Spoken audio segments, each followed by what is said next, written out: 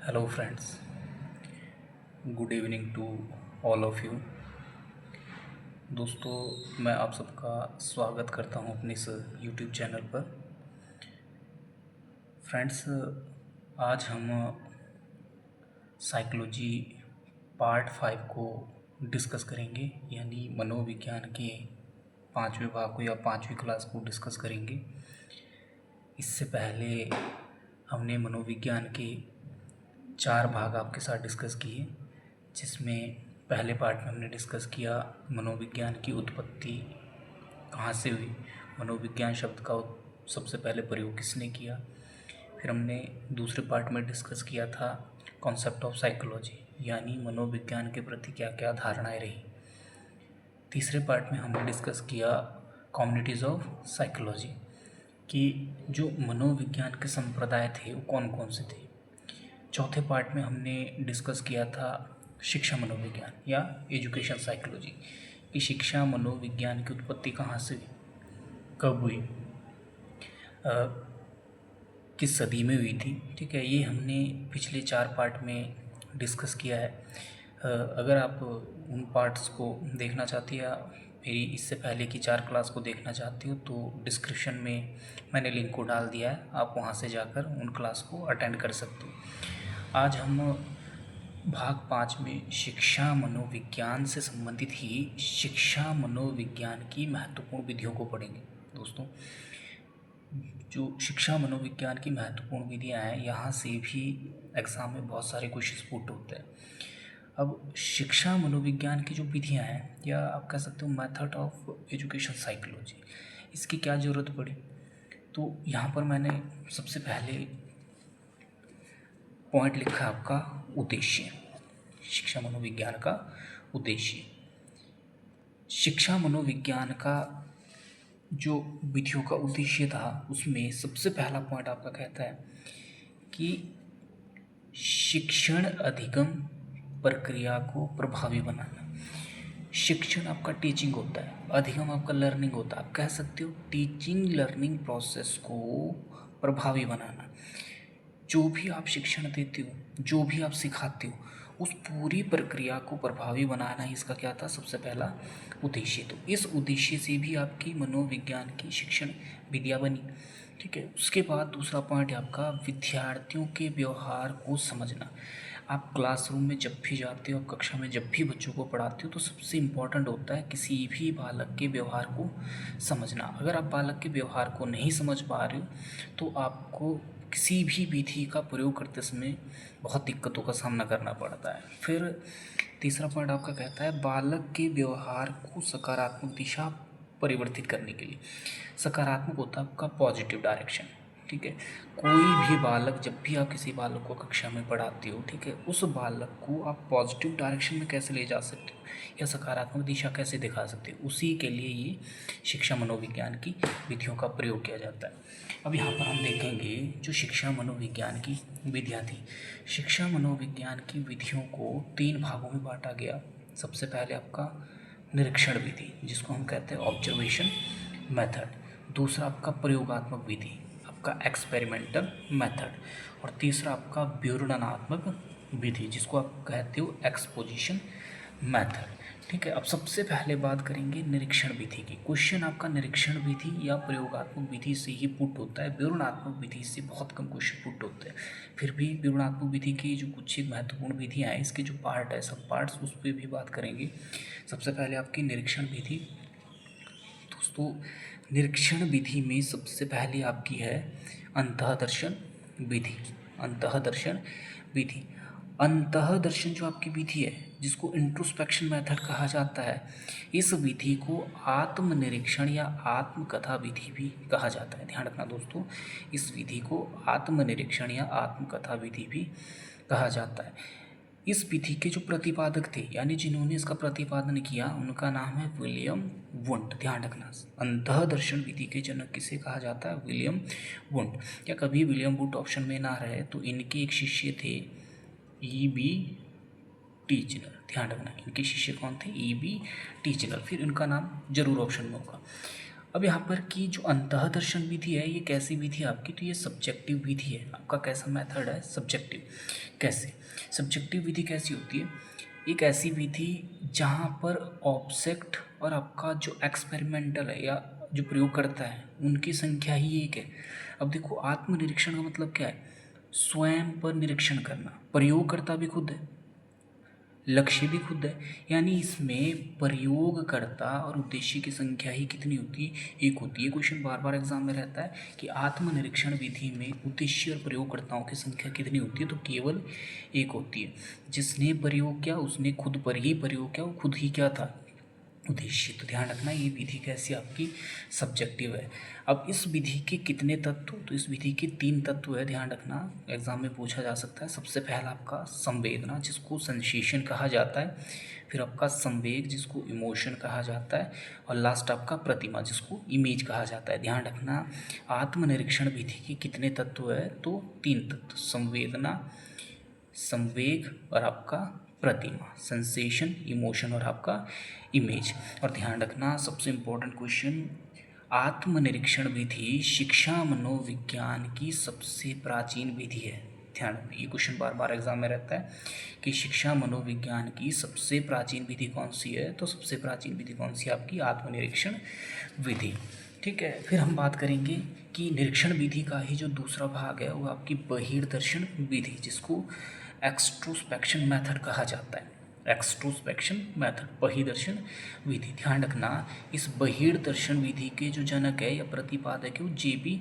Watson है, जिन्हें व्यवहारवाद का जनक भी कहा जाता है, फादर ऑफ बिहेवियरिज्म। इन्हीं को बहिर्दर्शन विधि का जनक भी कहा जाता है। बहिर्दर्शन का मतलब होता है किसी और का निरीक्षण करना, कोई दूसरा व्यक्ति हो सकता है, सामने वाला हो सकता है। ठीक है, तो ध्यान रखना बहिर्दर्शन, बहिर का मतलब बाहर यानी दूसरा, तो बाहर किसी भी दूसरे व्यक्ति का जो निरीक्षण होता है वही आपका बहिर्दर्शन है। इसीलिए इसको अवलोकन विधि भी कहा जाता है। अवलोकन आपका क्या होता है, सेम ऑब्जर्वेशन ही होता है, अवलोकन विधि भी कहा जाता है।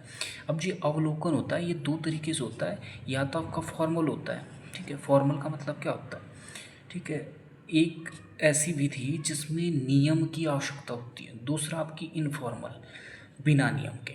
हमने शिक्षा में पढ़ा था कि शिक्षा 2 तरीके की होती है, औपचारिक, औपचारिक और आपकी अनौपचारिक। ठीक है, फॉर्मल एंड इनफॉर्मल।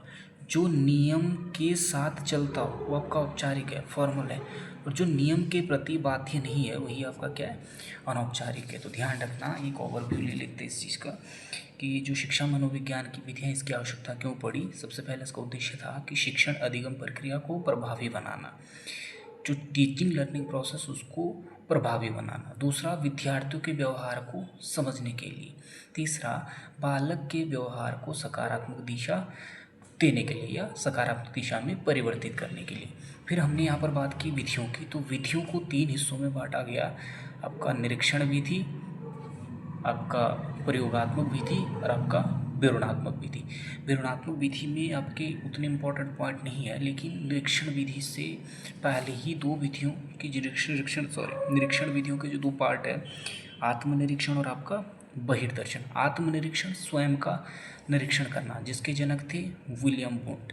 मेथड कैसा है, सब्जेक्टिव है। ध्यान रखना कितने तत्व, 3, संवेदना, संवेग और प्रतिमा। और शिक्षा मनोविज्ञान की सबसे प्राचीन विधि कौन सी आपकी, निरीक्षण विधि। फिर यहाँ पर बात करते हैं बहिर्दर्शन विधि, किसी और का निरीक्षण करना, जनक थे जे.बी. वॉटसन, जिसे अवलोकन विधि भी कहा जाता है। 2 तरीके की होती है, फॉर्मल और इनफॉर्मल। ठीक है, फिर दोस्तों बात करेंगे आपकी नेक्स्ट प्रयोगात्मक विधि, जो आपका एक्सपेरिमेंटल मेथड है। तो ध्यान रखना प्रयोगात्मक विधि के जनक भी कौन है आपके, विलियम वुंट। प्रयोगात्मक विधि के जनक भी कौन है, विलियम वुंट। और ध्यान रखना इस प्रयोगात्मक विधि को संरचनावाद विधि भी कहा जाता है। हमने जहाँ आपका पार्ट 2 में कॉन्सेप्ट ऑफ साइकोलॉजी पढ़ा था उसमें हमने सबसे पहला कॉन्सेप्ट पढ़ा संरचनावाद संप्रदाय, और संरचनावाद संप्रदाय का जनक भी कौन था, विलियम वुंट ही थे। तो ध्यान रखना प्रयोगात्मक विधि को संरचनावाद विधि भी कहा जाता है। अब यहाँ पर क्वेश्चन बार बार एग्जाम रहता है कि विलियम वुंट ने जो अपने प्रयोगशाला में प्रयोग की कैसी स्थिति में किया, तो ध्यान रखना प्रयोग इन्होंने हमेशा नियंत्रित परिस्थितियों में ही किया है। एग्जाम में बार बार क्वेश्चन पुट होता है, तो ध्यान रखना विलियम वुंट ने जो भी प्रयोग किया प्रयोगशाला में नियंत्रित परिस्थिति में किया। अब इन्होंने जब भी प्रयोग किया तो इन्होंने संवेदना, सेंसेशन और धारणा, प्रिसेप्शन, इस पर सबसे ज़्यादा जोर दिया है। तो ध्यान रखना विलियम वुंट ने अपने प्रयोग में संवेदना और धारणा दो चीज़ों पर सबसे ज़्यादा जोर दिया। फिर जो आलोचना हुई थी इनके विधि की, इस प्रयोगात्मक विधि की, इसकी आलोचना किस कारण हुई, क्योंकि इसको भी सब्जेक्टिव विधि कहा गया, यानी व्यक्तिपरक कहा गया। अब फ्रेंड्स आलोचना भी जायज़ है, क्योंकि सब्जेक्टिव में हमने पढ़ा था कि सब्जेक्टिव में प्रयोगकर्ता और उद्देश्य एक ही होता है, लेकिन यहाँ पर देख लीजिए प्रयोगात्मक है, एक प्रयोग करता है दूसरे पर प्रयोग होता है, तो यहाँ पर हो सकता है प्रयोग करने वाले भी एक से अधिक हो और प्रयोग जिस पर किया जाए वो भी एक से अधिक हो, तो ये कभी भी सब्जेक्टिव नहीं हो सकता है, इसीलिए इसकी आलोचना भी हुई थी। इस विधि के जो घटक है या चर है वो आपके कितने हैं, 3 है। एक आपका स्वतंत्र चर जो हमने शिक्षा में पढ़ा था, आपका स्वतंत्र चर शिक्षक होता है, आश्रित चर विद्यार्थी होता है, और मध्यस्थ चर जो इनके बीच में कार्य करे वो आपका कैरिकुलम है, यानी पाठ्यक्रम होता है। ध्यान रखना मध्यस्थ चर क्या होता है, पाठ्यक्रम, जो शिक्षक और विद्यार्थी दोनों के बीच में पुल का कार्य करें।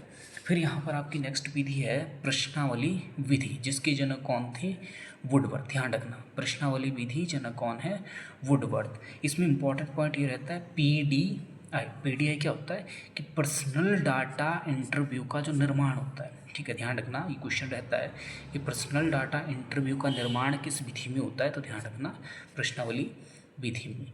फिर आपका व्यक्तिवृत्त विधि जो आपकी केस स्टडी है, ठीक है, बहुत इंपॉर्टेंट है। केस स्टडी के जनक कौन है, फ्रेडरिक लेप्ले, फ्रेडरिक लेप्ले। इस विधि में किसी व्यक्ति, समूह या पूरी की पूरी किसी घटना का क्या होता है, विश्लेषण होता है। आपके जीवन में घटित होने वाली कोई भी घटना, जो भी आपने संपूर्ण जीवन में अभी तक व्यतीत किया है, उसके बारे में जो भी आप जानते हो, जो भी पूरा इतिहास है, वही आपका क्या है, केस स्टडी होती है। फिर यहाँ पर रहता है विकासात्मक विधि, जिसके जनक कौन थे, जीन पियाजे। कौन थे, जीन पियाजे। और ध्यान रखना ये एक दीर्घकालीन विधि है, पूछा जाता है कि इनमें से कौन सी एक दीर्घकालीन विधि है, तो विकासात्मक क्या आपकी दीर्घकालीन विधि। इसमें लंबे समय तक आंकड़े क्या होता है, प्राप्त होता है या प्राप्त रहता है। फिर आपके यहाँ पर विधि है साक्षात्कार विधि, ठीक है, ये ध्यान रखना दोस्तों, ये विवरणात्मक विधि के ही पार्ट है। प्रश्नावली, व्यक्तिवृत्त, विकासात्मक, साक्षात्कार विधि। साक्षात्कार विधि के जो जनक है वो कौन है, जॉन डार्ले। पर ये विधि भी दो तरीके की, फॉर्मल और इनफॉर्मल। ध्यान रखना साक्षात्कार विधि के जनक जॉन डार्ले। फिर आपकी मनोविश्लेषणात्मक विधि, जिसके जनक है सिगमंड फ्रायड। इससे पहले हमने 4 भागों को डिस्कस किया, ये वहाँ पर भी बार बार रिपीट हुए।